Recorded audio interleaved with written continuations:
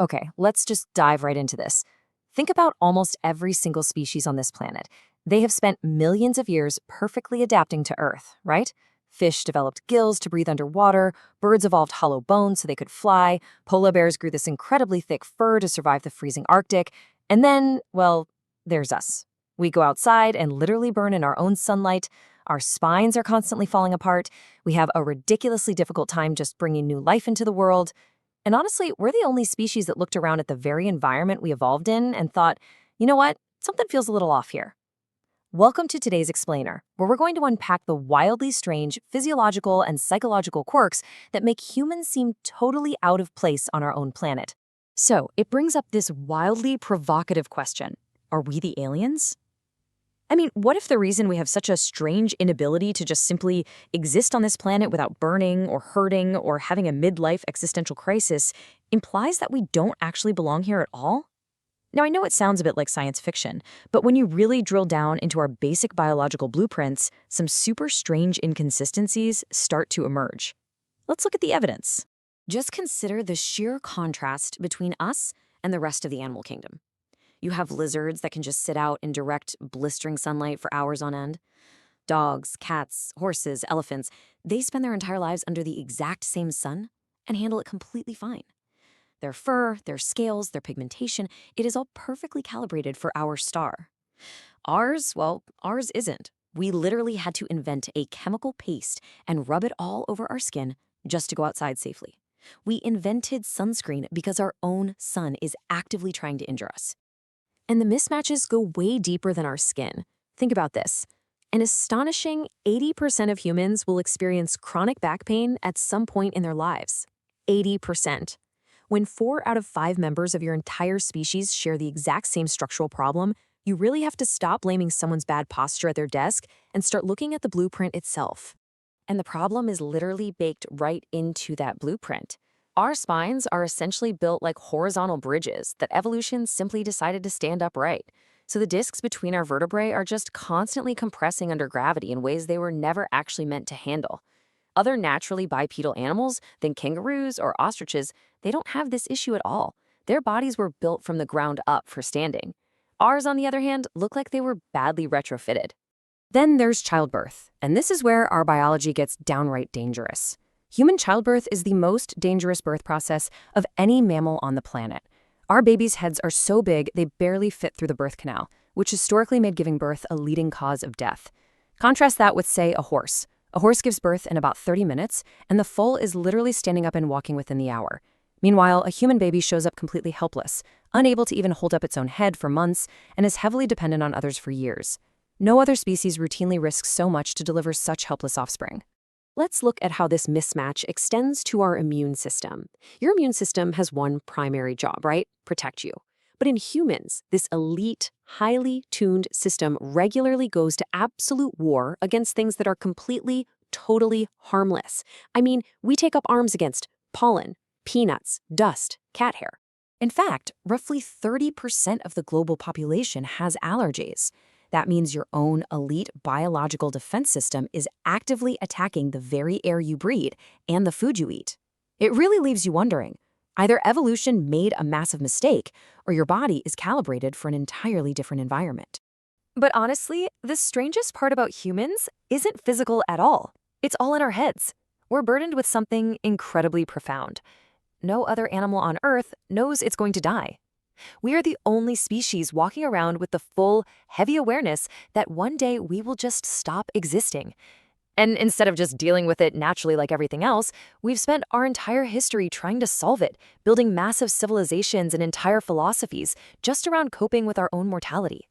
Think about highly intelligent animals for a second. Dogs don't lie awake wondering what happens after death. Dolphins, as incredibly smart as they are, don't have existential crises. Elephants don't build religions to cope with the terror of mortality. They are highly complex, emotionally rich creatures, yet they are completely free of the existential dread that defines so much of the human experience. So the crucial question here is this: what survival advantage does existential dread actually provide? For most of human history, this acute awareness has driven people to despair, to madness, and even to war. It honestly feels like a bizarre feature you'd only find in a species that is completely out of place, conscious enough to sense that something is terribly wrong, but entirely unable to figure out what it is.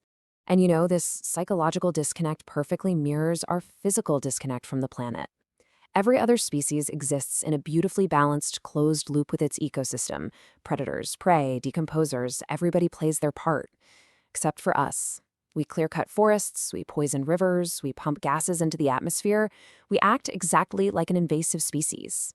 It's like we're something dropped onto a planet we weren't built for, completely ignoring the rules. Because, well, the rules weren't written for us.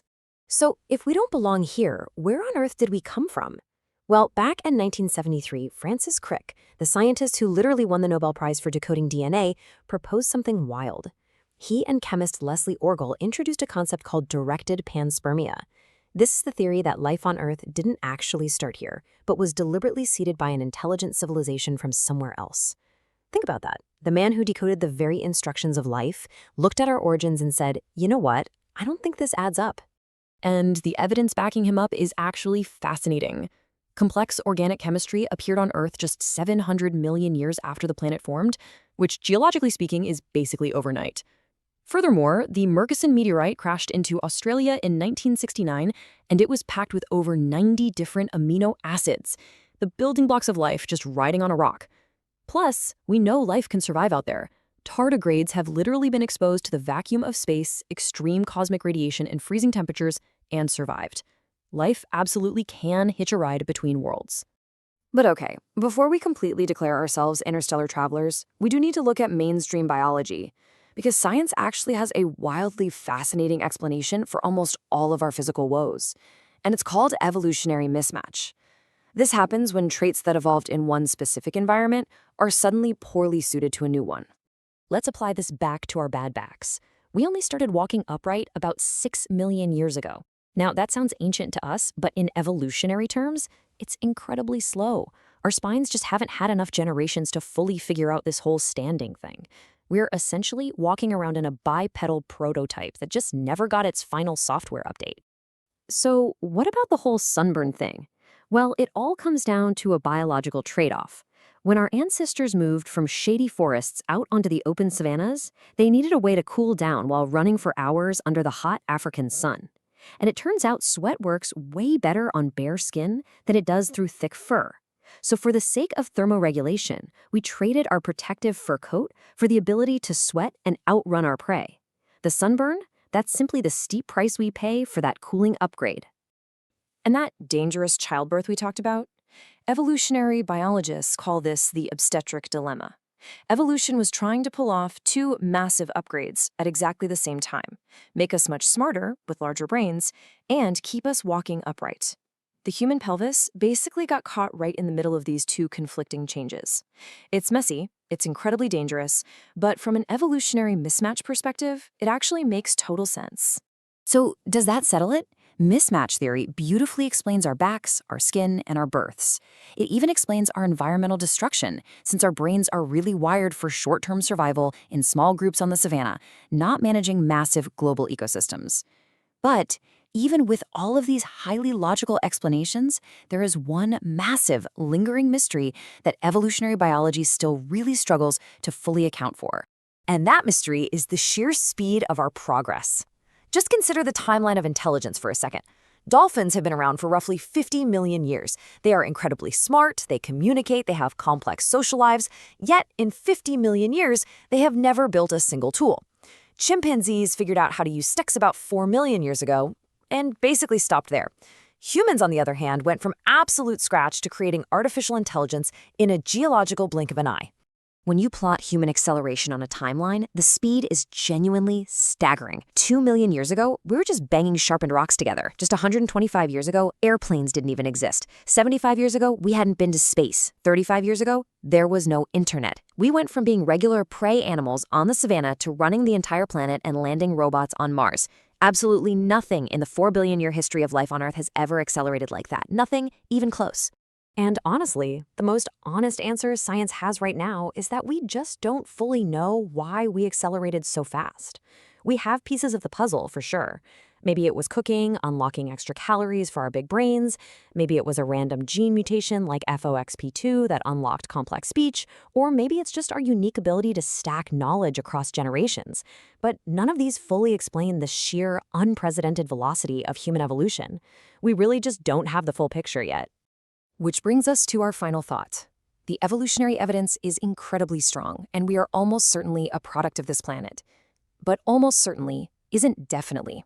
And when actual Nobel-winning scientists note that things don't quite add up, it definitely keeps the question alive. Because that exact same restless curiosity that makes us feel out of place is what made us look up at the stars and build rockets in the first place.